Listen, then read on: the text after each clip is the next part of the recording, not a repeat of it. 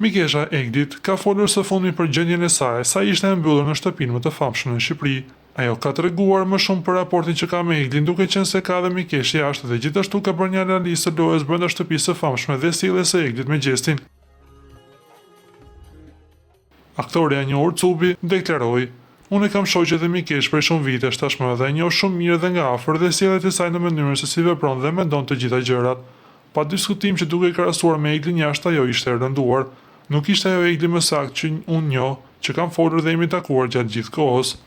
E dëmtoi verbëria, mendoi unë, që pati ndaj gjestit që e donte me patjetër në formën e saj. Pati një moment që njerëzit mendojnë që kjo është lojë dhe ajo e ka si strategji loje këtë pjesën e dashurisë. Unë nuk mendoj se e kishte lojë me aq sa njohun Eglin. Ajo ra vërtet në dashuri me atë djalin dhe nuk pranoi dot faktin më pas që nuk mori të njëjtën gjë që dha. Prandaj jemi në këtë situatë. Unë mendoj se ishte gabimi të dyve.